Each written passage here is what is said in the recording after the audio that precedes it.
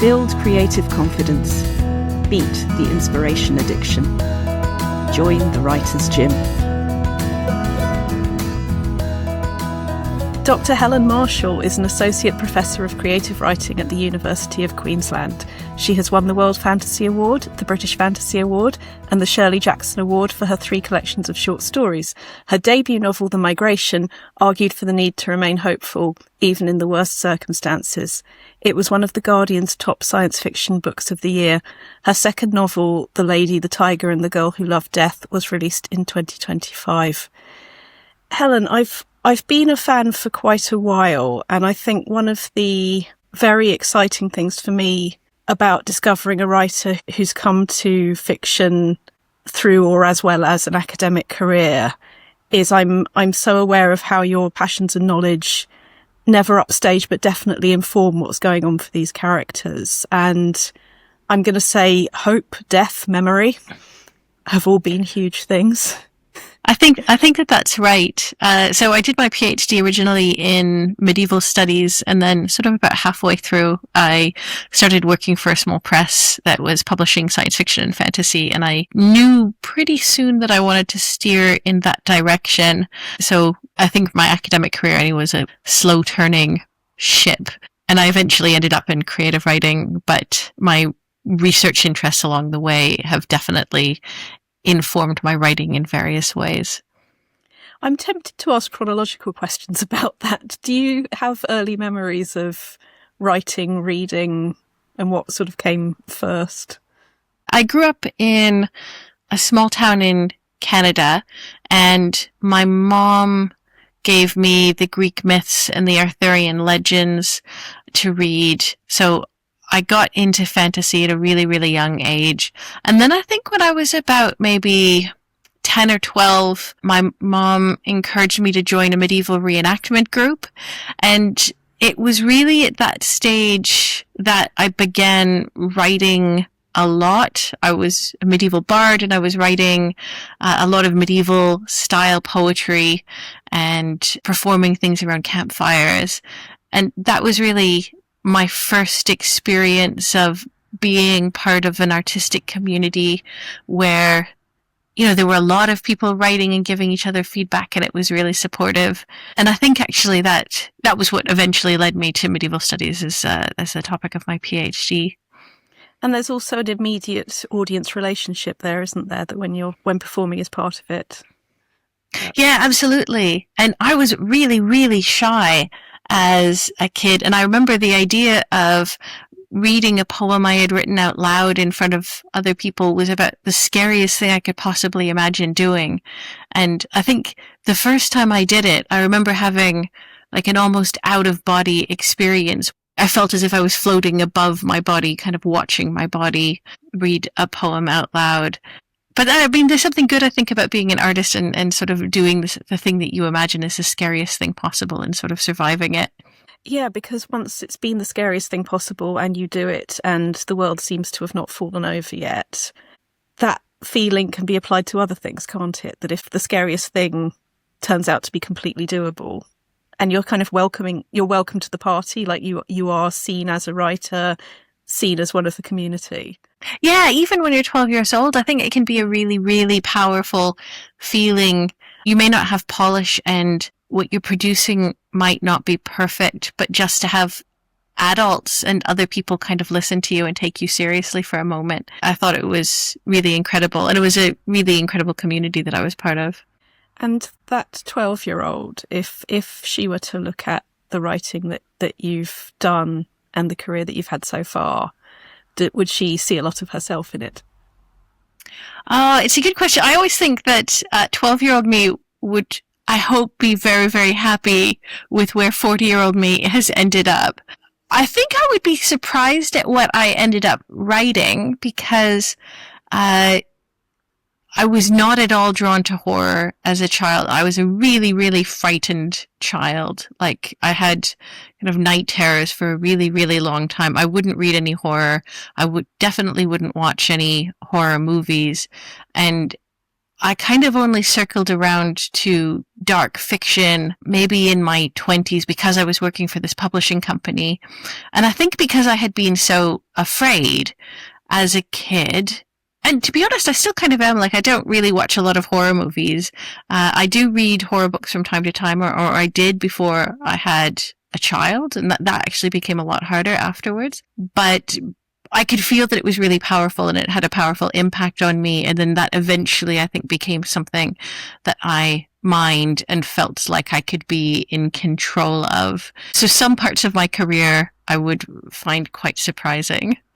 You've definitely hit on something that I think I really responded to in your writing, because I did not see myself as a horror fan in any way as a child, despite the fact, or teenager, despite the fact that when I went, just as a note, Rachel, you're doing English literature, your favourite thing is gothic fiction, your favourite film is the Rocky Horror Picture Show. Did you not maybe think that actually you love ghost stories?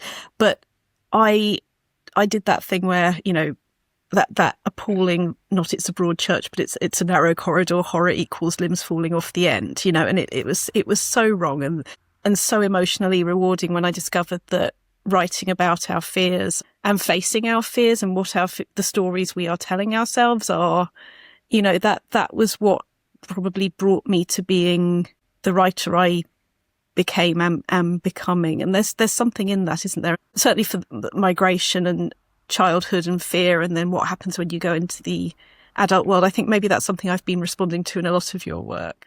Yes, and I'm really interested in children and writing from the perspective of children, in part because they have this blurred line of what the world is and what the world could be, so that they're constantly both sort of inventing it and responding to it, sort of adjusting their perception of what is possible within the world.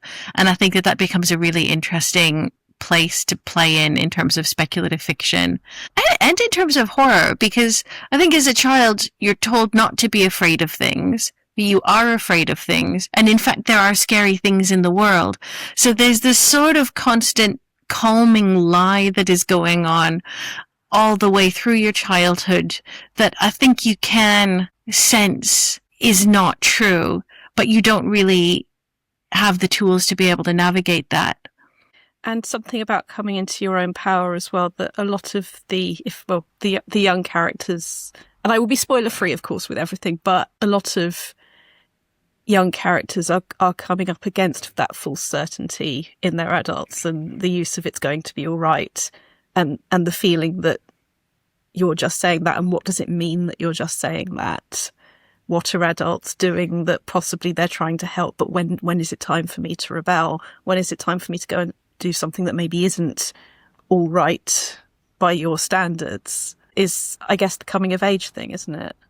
It is, and I think that I'm definitely a rule follower, and so one of the things that I really like writing is characters who don't necessarily follow the rules or who are willing to break the rules, because I'm always really fascinated about what happens on the other side of that. Like, I recognize the potential for growth that comes from breaking the rules, and that many of the rules that we are given are rules we should not in fact be following. But I really love following a rule. It's safety, isn't it? And it's group dynamics as well. I was listening to an interview with Paul McCartney the other day where he was talking about the influence of his long-term wife Linda on his work, and that a phrase that he always remembered her saying was, "It's allowed." This is a superstar who at the time had pretty much every artistic possibility open to him, and he'd be saying things to himself along the lines, "Oh no, I can't do that, or I'm not supposed to do that." I love hearing those examples that that's going on for everybody, that there's rules that we've swallowed, or that there's a sense that we're supposed to, and actually finding freedom can be a really tricky thing. Is that something that you find in the writing process? Are there times where you have to say to yourself, because I mean, with life circumstances, with work, with academic careers, we all sort of find our own ways of doing this, and it's of course different for everybody. But I'm always fascinated by how people's time relationship works and how they carve those niches and get used to the idea that those niches are as real as responsibilities to other people.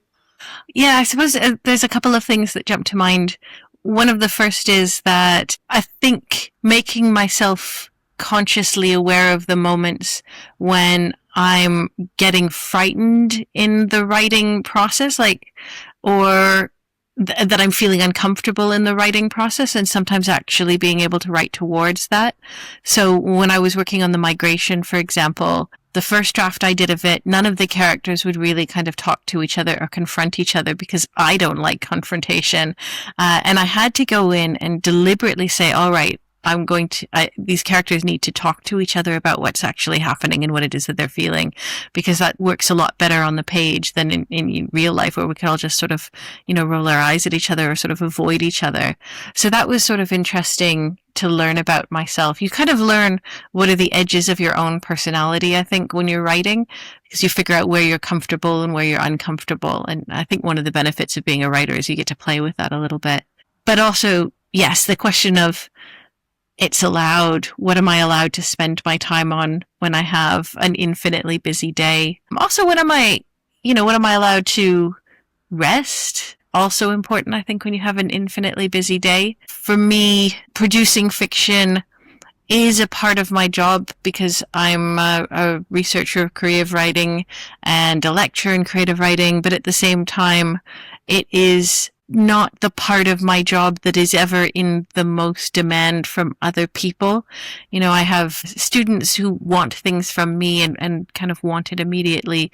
The university has endless paperwork that they would really like me to fill out very, very well and very, very quickly. And at the end of the day, the writing is solitary and slow and beautiful, and it involves being self-absorbed in a way that I find at odds with most of the rest of my life, but valuable precisely for all of those reasons. And the fact that these books are in the world, they've made it. Is there anything you might say has worked for you that might be either just a tip or an acknowledgement of making those? Because I guess, like I said, this may not be it for you, but for me, it's the emotional boundaries. It's knowing that a closed door is absolutely okay, and that there are times when it needs to happen in order to create these things. Yeah, I think some important things to realize are, in order to write, you probably have to say no to some other things in your life, and that you've got to figure out what exactly that is going to be. I mean, Stephen King talks about, checking your TV out the window. TV eats up quite a lot of time you could be spending on other things. I know why we all watch TV, but, there were stages in my life where it meant saying no to going out and seeing friends. There was a while where it meant saying no to writing my PhD, which was dangerous and definitely felt quite risky while I was doing it. Right now, it means saying no to my inbox and being disciplined about not checking email or trying to make writing the first thing I do in the day, because it will be the thing that I do for the next several hours rather than looking at my inbox. I think the other thing that strikes me is when I first started teaching writing, I used to think that we all had the same 24 hours. And now that I have a small child, I think we do not all have the same 24 hours at all. We all have really, really different shapes to our lives and shape to our time. The writing doesn't really care. The writing is still going to ultimately take the time that it is going to take. So you need to figure out what it is that you're going to trade, I think, in order to have that. And sometimes that means speaking very honestly to your family and making sure that your family is also willing to make those trades to give you that space. With some of the members of the Writers' Gym, something I've noticed is people can get into the habit of not differentiating between writing time and rest time, that they'll see me time as where you start to pack all of those things into. And something I'm very keen on is treat it like a job, means find an ending to it, do the draft, but it doesn't only mean that. It means don't always be at work. It means find time to rest. And, as you say, kids' life, it is hard, but rest is important, isn't it? It is important. Yeah, absolutely. And I think that you can't give all of the parts of yourself away. There's also writing time which is really active and writing time which is really passive. And both of those things can be valuable, because I do think sometimes you need dreaming time. Sometimes you need frustrated time. Sometimes you need time in which you're circling a problem and making very, very slow progress. I feel like every time I hit a good phase of writing, I think to myself, this is what it's supposed to feel like all the time. And this is what it feels like for all the other writers all of the time. And then whenever it is not that, I think, what am I doing wrong?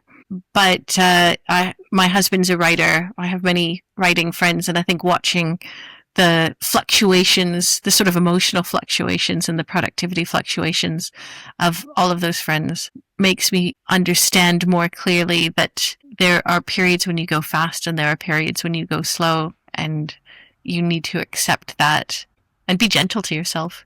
And there's something of massive practical value in doing the things in our lives that gets us in that state where we understand that there are lots of writers around, and whatever stage you're at, there will be other people at a similar stage, and seeing them struggling in their own version of the way you're struggling, the brain adjusts, doesn't it? It goes, oh, right, this is normal. This is what being human, being a writer is like, rather than I'm in this box entirely on my own with these entirely unique fears and problems, and then so's everybody else.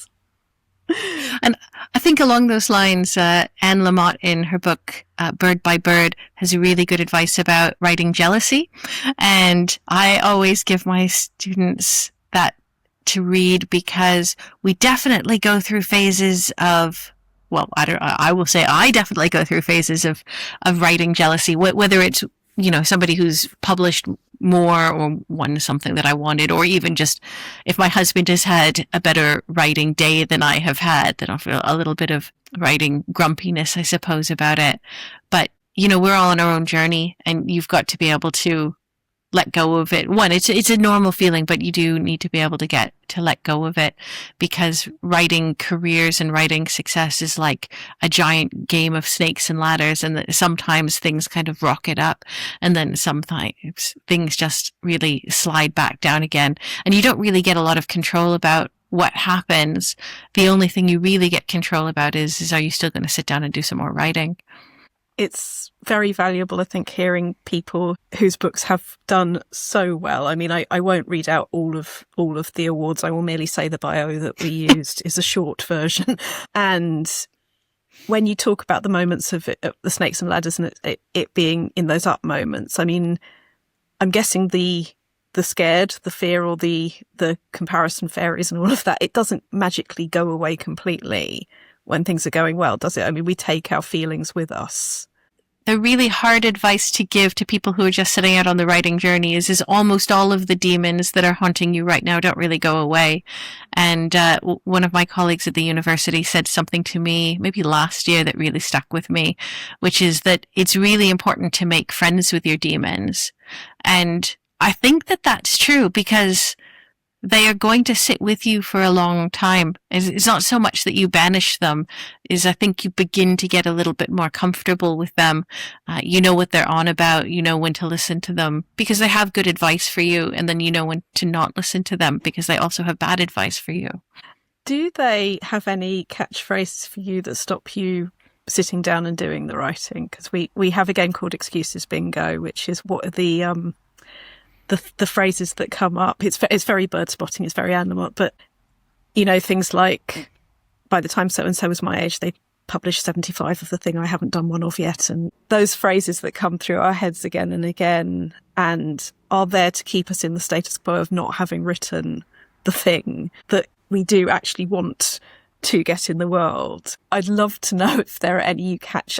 It's about catching what those phrases are, recognising them when they come past and going, oh, hi, it's you again. It's 10:30 a.m. You've just had this thought. I noticed on my Excuses Bingo grid, I had this thought at 10:30 yesterday as well. Oh, that's surprising. And then you can sort of laugh at them rather than believing that they're documentaries instead of anxiety. Do you have things you catch yourself sort of saying or stopping yourself with? That whenever I'm writing in bad taste. I think that the bad taste one is one that sits heavily in my mind. I didn't actually probably so much 10 years ago, and I think it does partially come from being in academia and occupying a different position, supervising students. I feel like I am supposed to be a serious person, and I am not supposed to write about Santas that have no anuses and so explode because they're full of poop, stuff like that. And I think it's important to be able to write in bad taste, because you don't always know what is in good taste and what is in bad taste, and you certainly aren't going to push the envelope. So I think that that's one that can be freeing to me, because things that I find horrific, I sometimes find quite funny. And that's actually one of the ways that I write through them, is sometimes turning it into something that will seem quite funny to me, so that it doesn't affect me so much. So that would be one of my writing excuses. And it's so interesting because they so often are the superpowers in disguise, the things that we think, I'm not sure if I'm allowed to do that, or that's somehow not right, or a proper adult wouldn't do that, because we still believe they're proper adults.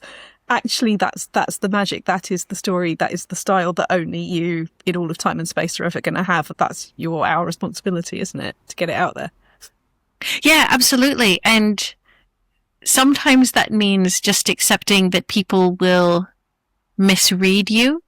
I think that that's an interesting change that has come over me. The older that I get, the less worried I am about people thinking I'm a weirdo. I feel much more comfortable with that, and recognizing that I like who I am. I find who I am quite interesting. I don't feel comfortable pretending to be anybody else. There are probably easier people that is to be, but given that I am who I am, I can't really change it. I might as well just revel in it and relish it. That uniqueness, because I do think that is one of the ones I'd want to send back through time to younger me, is every wasted moment of trying to be what you think normal is. And then we realise, of course, everybody's equally scared. I mean, how much disk space could we save in our minds if we were not torturing ourselves unnecessarily with that? So yes, I'm a big fan of, I think weird is a beautiful word in all of its ways. I'd love to ask a bit more about that level of focus, of creative confidence, that how do you best fit creative writing maybe into your day, or what are the boundaries that help you, that you put in place so that you get time that is meaningful to you? I find that they're always changing. And so much of the advice that I read in various places when I was learning to write about, say, writing X number of words a day or setting aside an hour, for a variety of reasons, that doesn't really work with my life. Partially because I've got a 4-year-old who will go through a couple of stints of just not sleeping well through the night, and I'll just be shattered for a couple of weeks.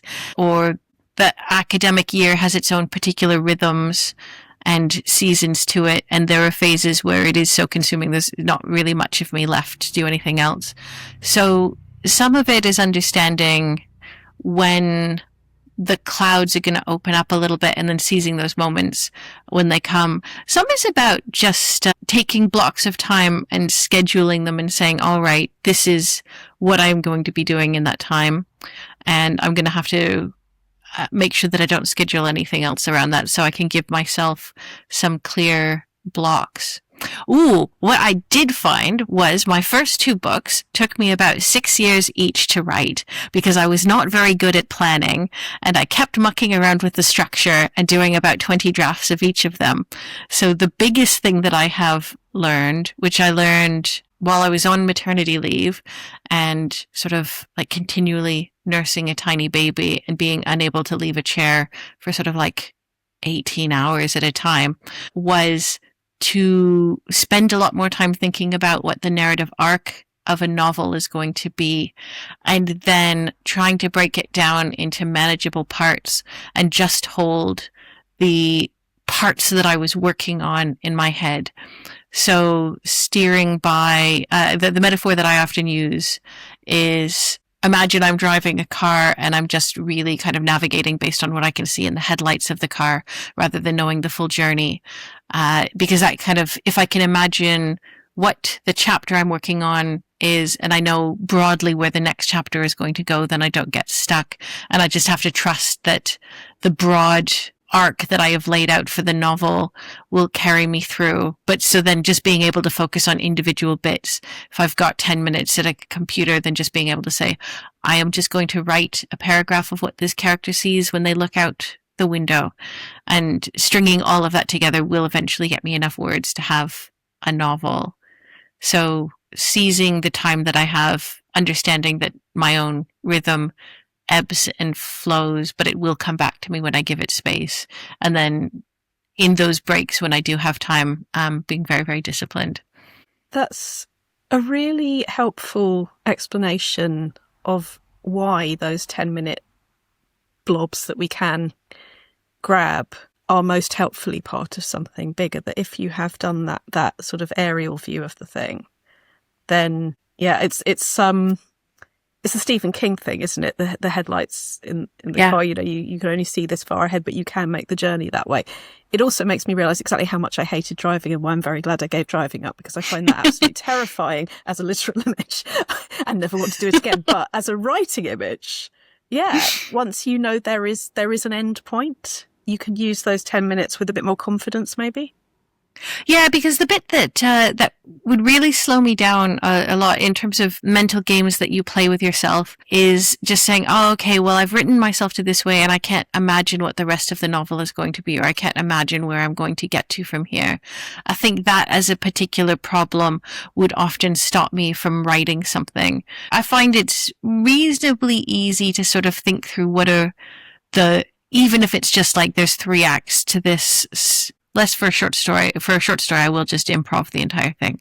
But for a novel, the tricky bit for me is being able to remember it all, because I have very, very poor memory. Just being able to hold it all in my head. So being able to understand what the broad arc of it is, and then to be able to sort of situate myself so I know where I am in the story and just where is the next micro beat that I need to get to, means that I can do something. There's always a problem you have to solve, right, in the scene you're writing. If you sit down to do any scene, maybe the problem you're solving is I just have to, have my character open their eyes and look around them, or I need to have them begin a conversation. I don't even need to write the entire conversation. I just need to have them begin a conversation about this, or I just need to transition this scene. So sometimes just breaking it down into what is the smallest puzzle of this novel that I could reasonably solve today, work on that bit.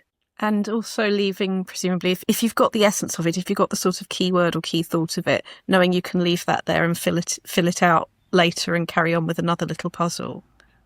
I would really hope that I could, but I could not trust that I could. Ooh. Because I have such poor memory, and I'm always just needing to remind myself of what the story is and sort of needing to bring myself back into what the story is. But I do find that sometimes you reach kind of knots in your novel that you're trying to unravel. And I find the trick for those is to just figure out what is the easiest thing to do. What is the easiest part of it to tackle? And if you can tackle all of the easy bits, then whatever the next level of like medium difficulty bits are, by the time you've got through all the easy bits, those will have got a bit easier. And so you can kind of slowly unravel it just by working on easy bits instead of going for the really, really hard stuff right off the bat. Was short story collections first, novels second, your taste evolving? Or was it other things?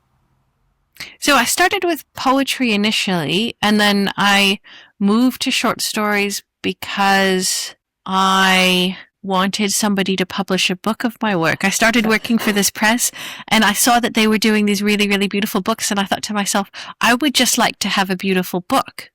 So I will learn how to write short stories because they're publishing short stories.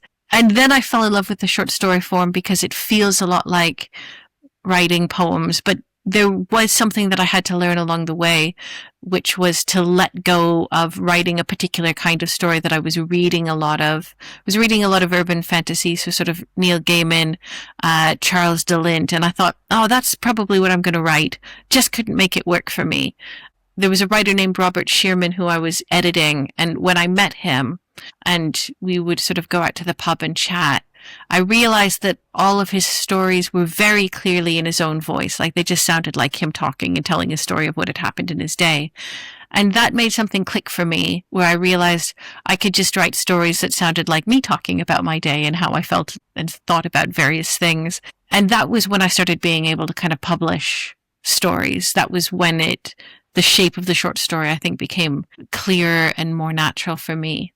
And then I found the move to novel writing very, very hard. The migration took me ages to do. I found it very, very painful because short story structures and scenes work radically differently than novel structures and scenes and emotional intensities. And it took me a while to figure that out. So I had to sort of think through what a structure look like, but also like what do the sentences of a novel look like and how are they different from the sentences of a short story? Of everything I've read in the last few years, The Migration is probably the example I would pick of swan-like, effortless, gentle, natural thought process in the style of the narrative voice. It felt so utterly at home in itself. And it was one of the things I was in awe of. And it is so reassuring to have that as an example of, as with the swan, you have the graceful up here and you have the beneath the surface doing the hard work. And I think this is one of the things that I hope this podcast is really useful to people for is understanding that it's not a sort of shiny, it just magically happens. These things are the result of hard work, personal evolution, doing all the difficult stuff that you need to do. So I'm glad you picked that example. That is personally encouraging for me, and I hope for other people as well. Yeah, it's true because it doesn't even have a complicated structure to it at all. Like it's pretty straightforward. It took me ages to figure out how to do it. Rob Shearman, I can see why you'd say that. So for anybody who hasn't heard others in our circle talk about him, the 3-volume We All Hear Stories in the Dark short story structure where all the stories lead to the other stories. I mean, I completely see why you call that simple in relation to his life choices. But really? Well, when I wrote The Lady, the Tiger, and the Girl Who Loves Death, like that has a complicated structure to it. It's moving in and out of time and moving around. And that took me ages and ages to draft, not the sentences of it, which I think I felt okay with the sentences of it, but it took me a long time to get the structure for that one, and to make it make sense and to make it kind of work, at least in my head, hopefully in other people's heads. What I learned after that was actually write simple structures. Saves you a lot of time to write simple structures. And so the book that I wrote after that, which is a science fiction novel, which has not been published yet, has, I think, a quite straightforward structure. And it was so much fun to write as a result of that, because there was a kind of narrative propulsion where I could just, at the end of the day, ask, okay, well, what happens next? Like logically, what happens next from here, as opposed to sort of needing to fit the beats of what was happening into a kind of complicated structure. One of the things I thought early on in my writing was that things had to be complicated for them to be good. And it took me a while to realize it is okay to say to yourself, how do I make this simpler to write? How do I make it easier? How do I make it more enjoyable to write? And that all of the things you want to be there, the complexity, the depth, they will find their way in. You don't have to engineer them by kind of trying too hard. If you just sort of follow your characters, follow your world, follow the implications of what you're putting on the page, it will all get there. But there's a real beauty in terms of saying to yourself, I just want to enjoy what it is that I am doing, and I want to deliberately make this novel pleasurable for myself. So I will write towards things that I know I will find pleasurable to write into it. I feel like that is the life advice as well that we really all need to give ourselves most of the time is, if it feels simple, if it feels like me, that doesn't mean I'm doing it wrong. That means I'm doing it right. Just be you. Yeah, absolutely. There's 3 pieces of advice that I kind of come back to from improv theory. So notice more, use everything, and let go. And I'm good friends with two other writers, Kim Wilkins and Lisa Hannett, and we give this advice to each other. But each of us are drawn to a particular thread of that, and mine is always let go. I feel like much of my writing, much of my struggle with process, much of my struggle with life is about holding things close and then trying to figure out how to let go of them a little bit. So that is the piece of advice that I kind of keep coming back to with myself, is how do I just let go a little bit more?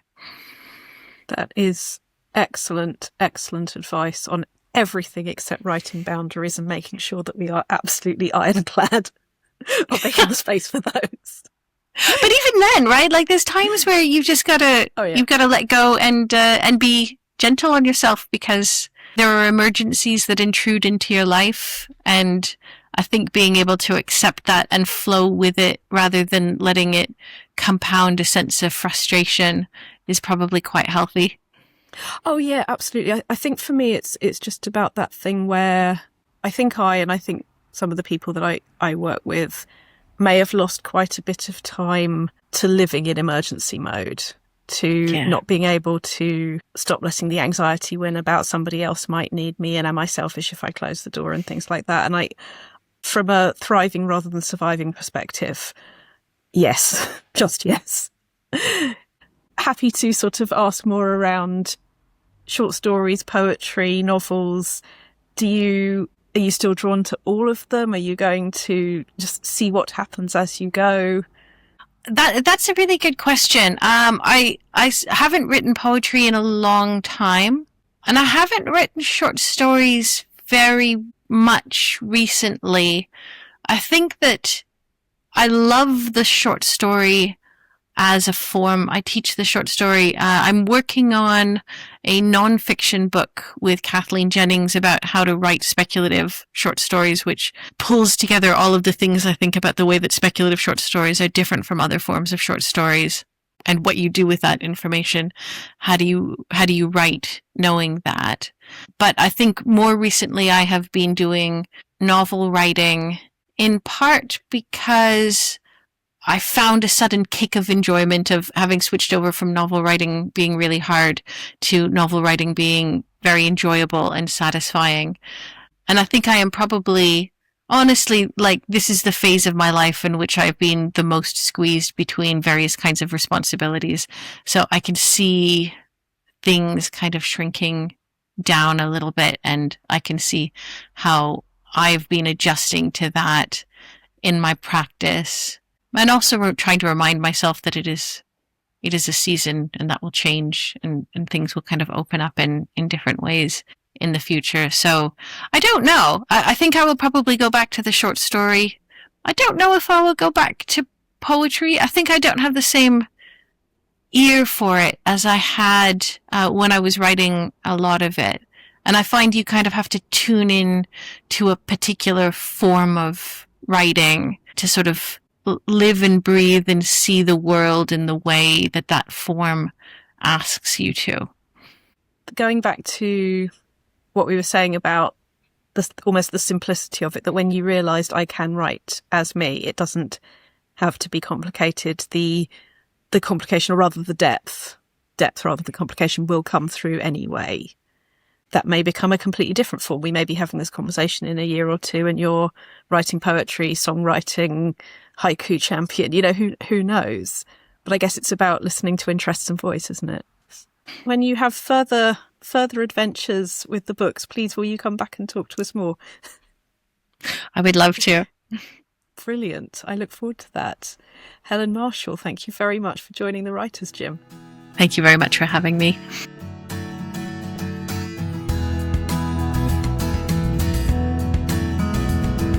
You've visited the Writers' Gym with author and coach Dr Rachel Knightley. Production and sound design are by Ashley Lexine, and theme music is by Chris Gregory.